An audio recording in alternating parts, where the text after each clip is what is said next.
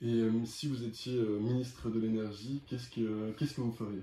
Il y a certainement, à l'heure actuelle, hein, parce qu'ils ont une crise énergétique majeure sur le dos, hein, le prix du gaz, il est encore à 130 euros par mégawattheure, stable maintenant au niveau des marchés. Là, on parle d'envoyer à une facture, à une personne qui chauffe au gaz ou à l'électricité, une augmentation par an de plus de 2000 euros. Hein. C'est ça qui est en train de se préparer.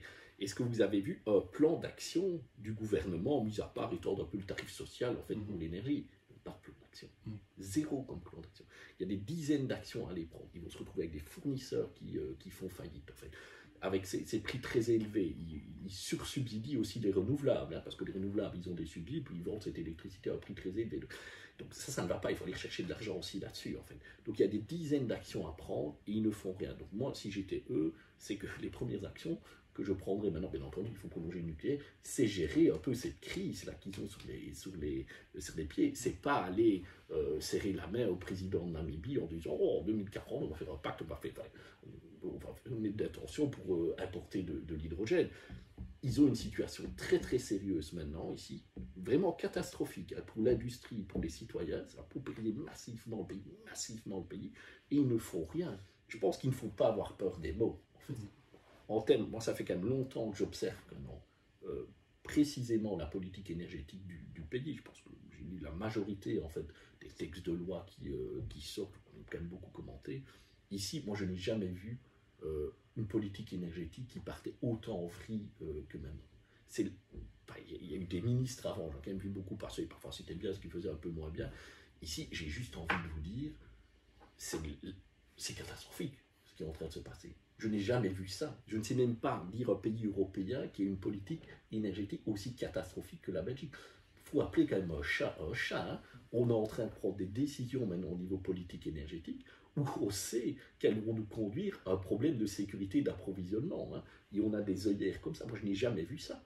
Le pays, la Belgique, en fait, on se retrouve en plus avec une crise énergétique d'approvisionnement en gaz et tout ce que vous voulez, et je ne vois pas même de commissions de gens compétents en fait qui s'interrogent sur les conséquences de cette crise, la manière un peu de la gérer. Donc, il ne faut pas avoir peur de le dire. C'est catastrophique en fait à tout niveau de la politique énergétique belge qui est en train de se passer. Je ne sais pas dire un seul dossier en fait où ça va bien. Oui, des rêves comme ça, mais c'est vraiment pas une manière de gérer la politique énergétique. Et donc voilà, maintenant les citoyens vont le payer à court terme.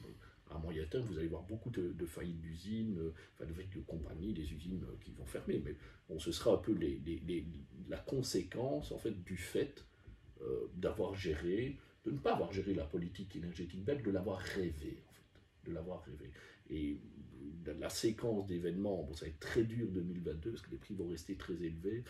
2023, ça va être aussi difficile. La sortie du nucléaire allemand va être trop court, à mon avis, au niveau du gaz. Et je ne parle même pas de 2025, où on va rentrer en fait dans une situation structurelle en termes de problèmes d'approvisionnement. Donc des temps très très noirs sont en vue à cause de ce manque de compétences et de réalisme dans la gestion de nos politiques énergétiques.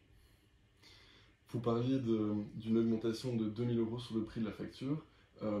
Pour les citoyens belges, est-ce que vous envisagez des solutions? Est-ce qu'il y a des choses qu'on pourrait mettre en place pour éviter cette augmentation? La France, il y a beaucoup de pays qui ont mis 2000 euros. Hein.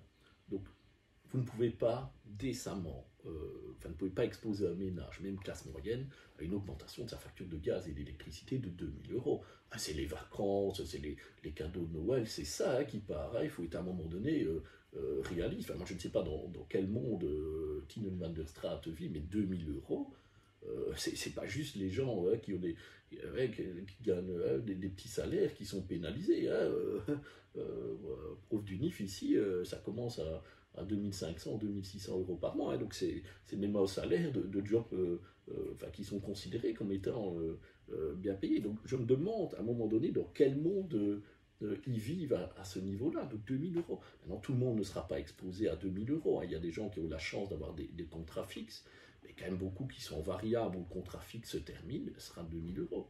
Et même les gens qui sont en contrat fixe, ils sont calmement dans leur canapé en disant moi, il n'y a pas de problème. Ah ouais, il n'y a pas de problème tant que leur fournisseur n'a pas fait faillite. Hein. Parce qu'en Angleterre, on considère en fait que sur les 50 fournisseurs qu'ils ont à un moment donné en Angleterre, ils ont une structure de marché un peu plus spéciale, on considère qu'il y en aura 10 qui vont passer l'hiver. Pour les gens qui se disent, moi je suis peinard, je risque rien à signer au bon moment, c'est même pas sûr. Donc il faut faire quelque chose et ils ne font rien, quoi. Ils ne font rien. Tout ce qu'ils font, c'est qu'ils étendent encore un peu le tarif social ou des choses comme ça. Bon, là, c'est légitime de la protéger, hein, c'est cette partie de la population la plus pauvre, mais aussi toute la classe moyenne qui est en train de crever, hein, avec ça. Donc je ne sais pas moi quel est l'objectif de ce gouvernement-là, faire crever toute la classe moyenne ou pas. Donc il n'y a même pas l'humilité, en fait. Il y a même pas, c'est peut-être encore la chose plus loin, l'humilité de la ministre de l'énergie de reconnaître qu'il y a un gros problème comme ça et que les gens vont payer. Il n'y a même pas cette humilité-là. Donc voilà, la décence de le faire, quoi.